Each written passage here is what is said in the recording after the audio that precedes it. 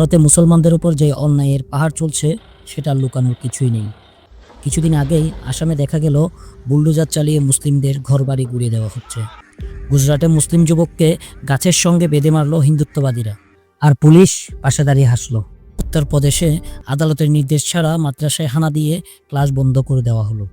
মধ্যপ্রদেশে মুসলিম দোকানদারদের দোকান ভেঙে দেওয়া হলো উত্তেজনা ছড়ানোর অজুহাতে। রাতের বেলা আচমকা দরজায় কড়া নাড়ছে পুলিশ।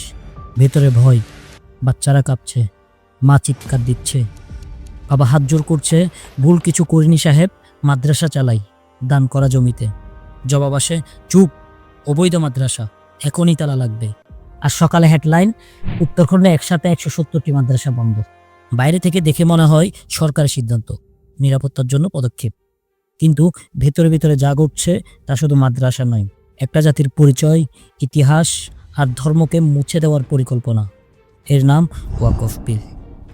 শব্দটা হয়তো শুনেননি, কিন্তু এর প্রভাব যদি একবার নেমে আসে, মসজিদ, মাদ্রাসা, কবরস্থান, মুসলিম পরিচয় সব হারাতে হবে। সরকার বলছে মাদ্রাসাগুলো নাকি অবৈধ। প্রশ্ন হলো, গতকাল যা বৈধ ছিল আজ হঠাৎ করে সব অবৈধ হয়ে গেল কিভাবে? এর পেছনে আছে এক ভয়ঙ্কর আইন, ওয়াকফ বিল। ভারতের নতুন আইন, যেটা মুসলমানদের ধর্মীয়, ঐতিহাসিক এবং দানকৃত সম্পত্তিগুলোর উপর সরাসরি সরকারের দখলদারির রাস্তা খুলে দিয়েছে। ওয়াকফ সম্পত্তি মানে মসজিদ, মাদ্রাসা, কবরস্থান, খানকা, এতিমখানা, যা মুসলমানরা আল্লাহর রাস্তায় দান করে গেছে। এই জায়গাগুলো মুসলিমদের ধর্মচর্চা, ইতিহাস ও সংস্কৃতির প্রতীক। কিন্তু এখন নতুন আইন অনুযায়ী সরকার চাইলেই বলবে জরুরি প্রয়োজন আছে, আর সাথে সাথে দখল করে ফেলবে। নোটিশ দিবে না, তারা প্রশ্নের জবাব দিবে না, এক কাগজেই সব শেষ। আর এটাতেই শেষ না, তাজমহল নিয়েও বলা হচ্ছে ওটা আসলে শিব মন্দির ছিল। এই ধারণা ছড়িয়েছে এক কনস্পিরেসি থিওরিস্ট PN ওয়াক, যে বলে দিল্লির বড় মসজিদগুলোর নিচে নাকি মন্দির লুকানো। এখন আর শুধু মুসলিম দাঙ্গা নয়, এখন শুরু হয়েছে আইনি দখল, কাগজে কলমে মুসলিম মুছে ফেলার প্রক্রিয়া। আপনি ভাবতে পারেন এটা তো ভারতের বিষয়, তাহলে এটি শুনুন।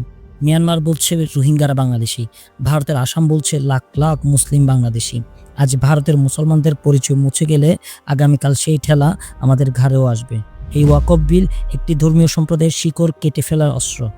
আজ 170টা মাদ্রাসা বন্ধ, আগামীকাল তা হবে 7000 মসজিদ। কবরস্থানের জায়গা দখল করা হবে, আপনার দানকৃত জমি সরকারের খতিয়ানে ঢুকে যাবে। আপনার সন্তানকে বলা হবে আপনি এখানে বৈধ না। ভাবুন, যদি বাংলাদেশ হঠাৎ ঘোষণা আসতো 170টা মন্দির অবৈধ, সব বন্ধ, ভারত কি চুপ থাকতো? জাতিসংঘ, মিডিয়া সবাই দাঁত নখ বের করতো। তাহলে আমরাই বা কেন চুপ থাকবো? আপনার নীরবতা কাল হয়ে দাঁড়াবে। বাবরি মসজিদ ভাঙ্গা হয়েছিল জোর করে, এখন আর জোরের দরকার নেই।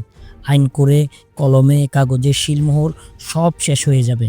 এটা শুধু ভারতের আইনই না, এটা মুসলিম জাতির বিরুদ্ধে এক সুপরিকল্পিত আইনি যুদ্ধ। আপনি যদি এখনো ভাবেন আমার কিছু করার নেই, তাহলে প্রস্তুত থাকুন। একদিন আপনার মসজিদকে অবৈধ বলা হবে, আপনার জমি সরকারের হবে, আপনার নাম পরিচয়ে সন্দেহ প্রকাশ করা হবে। প্রশ্ন হলো, বাংলাদেশ সরকার কি করছে? কূটনৈতিক স্তরে কোনো প্রতিবাদ আছে, কোনো বিবৃতি অথবা কোনো উদ্বেগ? না থাকলে প্রস্তুত থাকেন একটা অস্থির ভবিষ্যতের মুখোমুখি হতে। এখনই সময় ওয়াকফ বিলের বিরুদ্ধে সোচ্চার হতে হবে, বাংলাদেশে, ভারতে, আন্তর্জাতিক সব ফোরামে। না হলে ইতিহাস থাকবে, একটা জাতিকে মুছে ফেলার জন্য একটা আইনই যথেষ্ট ছিল, আর আমরা ছিলাম চুপ।